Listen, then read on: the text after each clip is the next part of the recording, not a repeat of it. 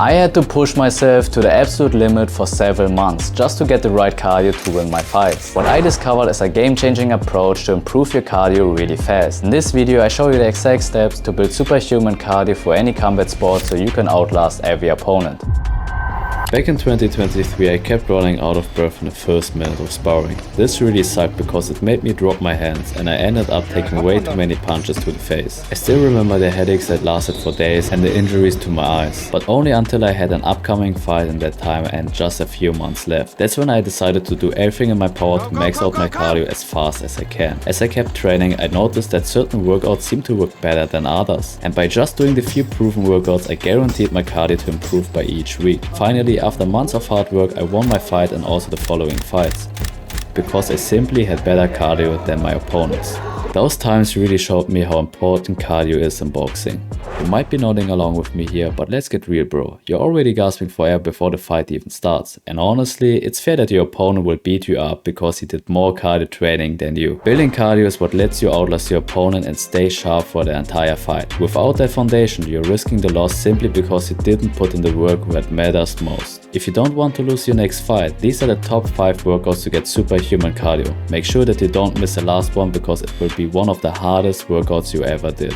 Number 5. Long distance road work. If you still got a few months left until your next fight, you definitely want to improve your basic endurance first. And the best way to do this is with long distance road work. I know people hate running, but if you are doing combat sports like boxing, MMA or kickboxing, you have to do this. Running has always been a big part of the training routines of all the great fighters simply because of how effective it is. Running is non-negotiable. You have to do this. Before you go on your run, warm yourself up by doing some jumping jacks, and don't forget about your joints so you don't get an injury. If you just started out with road work, then go for small distances. Start with 3 kilometers. Try to run all the way without taking any breaks or slowing down. And if you already got some experience with road work, then try to go for 5 kilometers. Just put up your favorite songs and enjoy your run. No breaks and not slowing down. You can also increase this to 10 or 15 kilometers overall, but I wouldn't do more than one of these in a week because you can get shin splints very fast. Here you can see a brief overview for this workout so you can take a screenshot. Number 4. Many rounds on the heavy bag.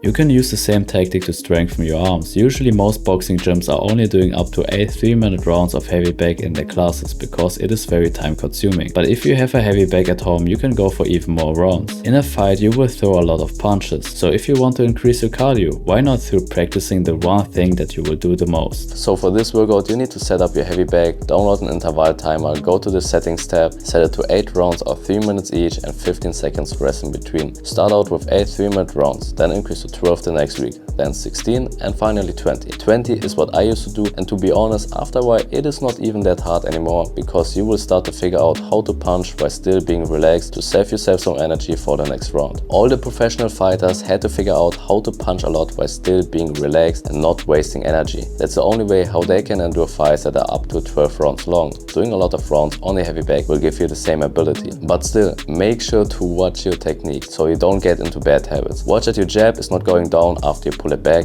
and that you always keep your hands up even though your arms are tired. And again, here's an overview so you can take a screenshot. Number 3. Interval sprints on the heavy bag.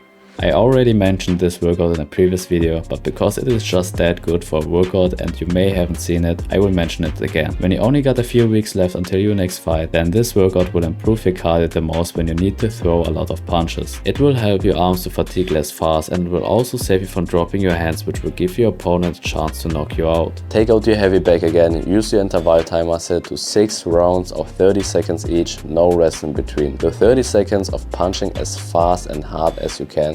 Then do 30 seconds of moving backwards, dodging and blocking punches. Then rest for 2 minutes. Do it again if you still got some energy. The goal of this is to be completely out of breath. Increase sets and rounds with each week. If you don't got a heavy bag or gloves, you can do the same with little weights. This is the workout. Save it for later and take a screenshot if you like. Number 2. Interval sprints for road work.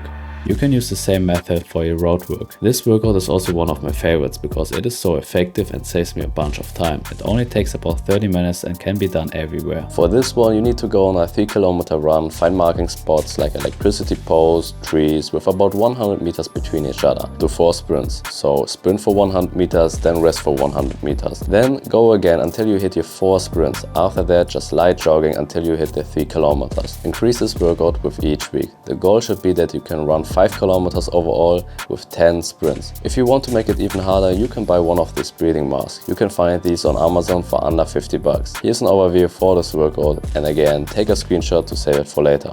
Number 1. Interval sprints on a treadmill.